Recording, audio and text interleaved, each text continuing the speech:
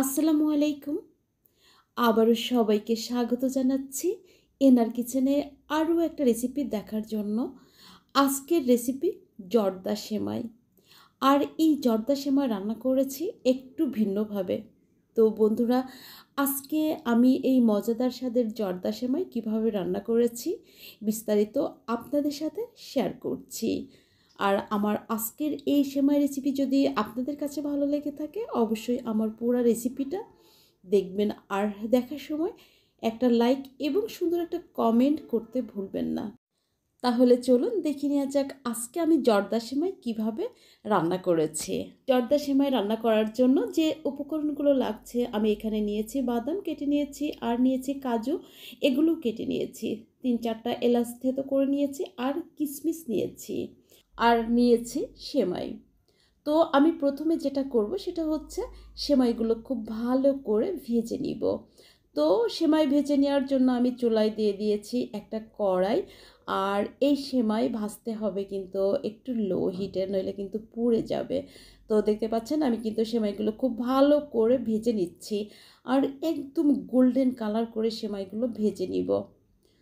তো যাই হোক, অবশ্যই মনে রাখবেন সেমাই ভেজে নেওয়ার সময় চুলাটা লো হিটে রেখে দিতে হবে, নইলে কিন্তু সেমাইগুলো একদম পুড়ে যাবে।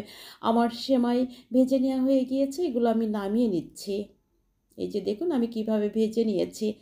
একই কড়াইয়ে পানি দিয়ে দিয়েছি, তো পানিতে বলক চলে এসেছে। এবার দিয়ে দিচ্ছি কালার, এখানে অরেঞ্জ ফুড কালার ব্যবহার করতে পারেন। যাই হোক, আমি এবার সেমাইগুলো দিয়ে দিয়েছি, আর সেমাই দেওয়ার পরে সেমাইগুলো খুব ভালো করে সেদ্ধ করে নিতে হবে। খুব ভালো করে সেদ্ধ করে না নিলে কি হয় যে যখন রান্না করব তখন চিনি দেওয়ার পরে সে সেমাইগুলো কিন্তু শক্ত হয়ে যায়। তাই চেষ্টা করতে হবে খুব ভালো করে সেদ্ধ করে নেওয়ার জন্য। দেখতে পাচ্ছেন আমি কিন্তু খুব ভালো করে সেদ্ধ করে নিয়েছি। এবার আমি এগুলো পানি ঝরিয়ে ঠান্ডা পানিতে ধুয়ে নিব। তো এই যে দেখতে পাচ্ছেন আমি কিন্তু ঠান্ডা পানিতে খুব ভালো করে ধুয়ে নিচ্ছি।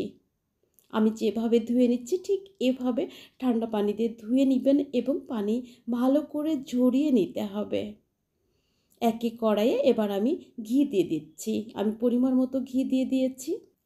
ঘি গরম হয়ে গেলে আমি কেটে রাখা কাঠবাদাম, কাজু আর কিশমিশ দিয়ে একটু নেড়ে গোল্ডেন কালার করে ভেজে নিব। তো এই যে দেখতে পাচ্ছেন আমি এগুলো দিয়ে দিয়েছি। এখন আমি গোল্ডেন কালার করে, অর্থাৎ হালকা গোল্ডেন কালার করে ভেজে নিচ্ছি। এগুলো ভাজা হয়ে গেলে এবার দিয়ে দিচ্ছি চিনি। আমি প্রথম পর্যায়ে গিয়ে চিনির পরিমাণটা একটু কম দিব, তারপরে গিয়ে যতটুকু চিনি লাগবে তখন আমি চিনি দিয়ে দিব। তো দেখতে পাচ্ছেন আমি চিনি দেওয়ার পরে আরও কিছুক্ষণ নেড়ে নিলাম। এবার দিয়ে দিচ্ছি সেমাই। সেমাই দেওয়ার পরে কিন্তু একটুও পানি দিতে হবে না। তো এই যে এবার আমি খুব ভালো করে নেড়ে চেড়ে সেমাইটা রান্না করতে থাকবো। When there's no more hope is left in me, I can see what comes my way, and I'm always lost. There's nowhere else to go. All I do is fall. Feels like I can make it more than I could bear. Giving up is all that I can surrender to you.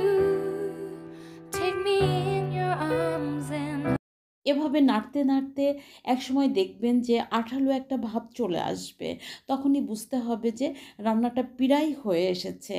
এবার আমি যেটা করব, এই পর্যায়ে গিয়ে একটু ঘি দিব।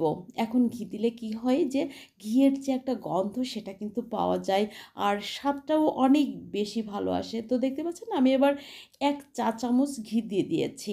সেমাইয়ের পরিমাণ বুঝে ঘি দিতে হবে, আর ঘি দেওয়ার পরে আরও কিছুক্ষণ নেড়ে নিতে হবে। তো বন্ধুরা দেখতে পাচ্ছেন আমি আরও কিছুক্ষণ নেড়ে সেমাইটা রান্না করে নিচ্ছি। রান্নাটা কিন্তু পুরাপুরি হয়ে গিয়েছে। এবার আমি যেটা করব সেটা হচ্ছে সেমাই নামিয়ে ঠান্ডা করে তারপরে চামচের সাহায্যে একটা একটা করে ছাড়িয়ে নিব। এটা কি হয় যে ঠান্ডা হওয়ার পরে সেমাই একটা থেকে আরেকটা এমনিতেই ছেড়ে যায়। তো যাই হোক বন্ধুরা, দেখতে পেলেন আমি আজকে কিভাবে জর্দা সেমাই রান্না করলাম। যদি আজকের আমার এই জর্দা সেমাই রেসিপি আপনাদের কাছে ভালো লেগে থাকে অবশ্যই বাসায় একদিন হলেও ট্রাই করবেন, দেখবেন অনেক বেশি ভালো হবে, বাসার সবাই খেয়ে আপনাকে খুবই প্রশংসা করবে এবং বারবার খেতে চাইবে। যাই হোক, আবারও আপনাদের সাথে কথা হবে নেক্সট কোনো রেসিপি নিয়ে। সে পর্যন্ত সবাই অনেক বেশি ভালো থাকবেন। আজকের মতো বিদায় নিচ্ছি আমি নিম্নি। খোদা হাফিজ। When there's no more hope is left in me, I can see what comes my way, and I'm always lost. There's nowhere else to go.